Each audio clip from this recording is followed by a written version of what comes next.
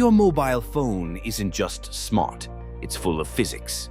From screen touches to calls, physics is working every second. Ever wonder how your phone knows where you touch? That's capacitive touch. It detects changes in electric fields when your finger touches the screen. Your body is a conductor. When you speak into your phone, your voice creates sound waves. The microphone converts these waves into electrical signals, all thanks to vibration and pressure physics. The screen shows bright images using light physics. It uses tiny pixels and color mixing, all based on how light behaves.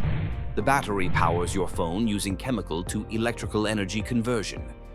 Laws of energy are applied every time you charge your phone.